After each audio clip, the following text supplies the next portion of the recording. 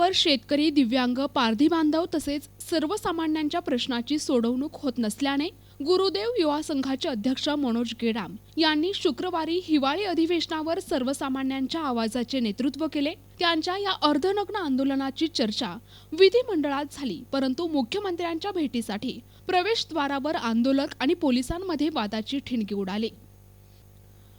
गुरुदेव युवा संघाने शेतकरी, पारधी, सर्वसामान्यांच्या तक्रारी तसेच कार्यालयीन भ्रष्टाचारावर जिल्हा तसेच आयुक्त स्तरावर तक्रारी दाखल केल्या, परंतु या मागण्यांकडे दुर्लक्ष होत असल्यामुळे गेडाम यांनी हिवाळी अधिवेशनाला लक्ष्य केले। दिनांक 20 डिसेंबर रोजी नागपुरातील यशवंत स्टेडियम पासून या अर्धनग्न आंदोलनाला सुरुवात झाली। प्रशासकीय सावळा गोंधळ अंतर्गत भ्रष्टाचार तसेच सर्वसामान्यांच्या प्रश्नांना या मोर्चातून उजागर केले। संघाचे अध्यक्ष गेडाम यांनी जोरदार निदर्शने करून हिवाळी अधिवेशनातील मंत्र्यांचे लक्ष वेधून घेतले। जिल्हा स्तरावर दाखल मागण्यांची पूर्तता तसेच प्रशासकीय भ्रष्टाचार रोखण्यासाठी जिल्हाधिकारी अपयशी ठरत आहे। प्रशासकीय कारभार त्यांच्या नियंत्रणापलीकडे गेल्याने प्रशासकीय अराजकता माजली आहे। सर्वसामान्यांचे प्रश्न सुटत नसल्याने त्यांचाही प्रशासनावर विश्वास उडत चाललाय। यावर वेळीच समाधान निघत नसल्याने मोर्चा काढण्याची वेळ आल्याचे गेडाम यांनी स्पष्ट केले। मुख्यमंत्र्यांची भेट मिळत नसल्याने गेडाम यांच्या नेतृत्वात आंदोलकांनी प्रवेशद्वारावर ठिय्या मांडला। वृत्तलेहीपर्यंत हा पोलिसांसोबत वाद असाच सुरू होता।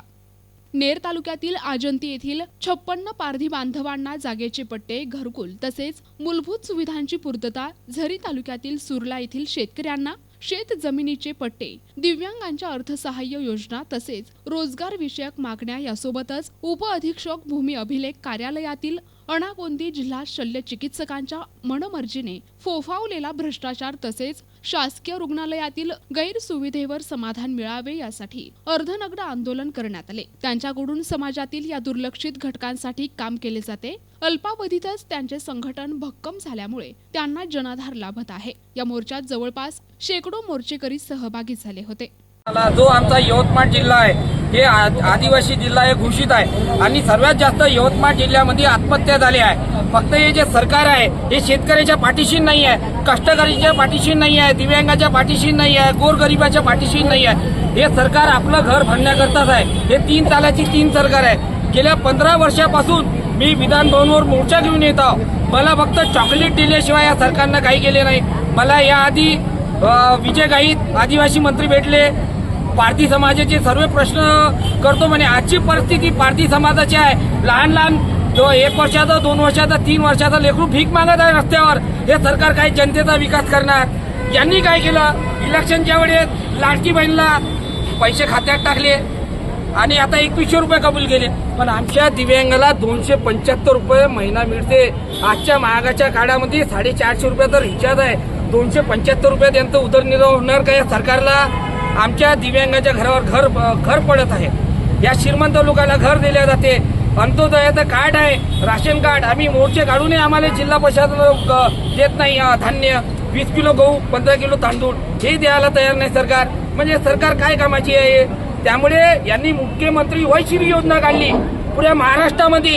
इलेक्शनच्या वेळेस काय यांना 3000 रुपये औषधी गोळ्यासाठी देऊ, परंतु त्यांनी काय केलं? 1 महिना योजना चालवली आणि ती योजना बंद केली है। अगर आपकी ये मांगे पूरी नहीं हुई तो सामने आपकी क्या? मैं अभी पूरे प्लानिंग के साथ हूँ। ये पुलिस वालों को भी दिखेगा नहीं, मैं कैसा पेटूंगा, कैसा मरूंगा। ये मेरा शेवटला आंदोलन है।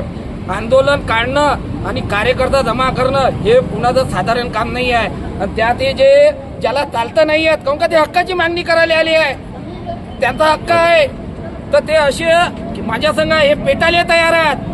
काऊन आम्ही 1-1 रुपया जमा करून इथं याची कोशिश केली आहे।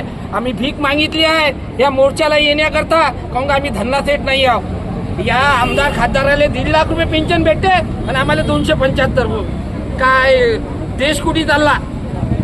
अशी परिस्थिती आहे का आमच्यावर सरकारचं कोणतंच लक्ष नाही आहे। कलेक्टर राहो, आमदार राहो, खासदार राहो, हे आपलं स्वतःचं घर भरते, आमच्यावर कधीच दिव्यांगावर लक्ष देत नाही। यवतमाळ जिल्हा पहिलेच शेतकऱ्यासाठी आत्महत्येसाठी परिचित आहे। कुठे एवढे मेले नसन, पण यवतमाळ जिल्हा आत्महत्यासाठी डंक्यावर आहे।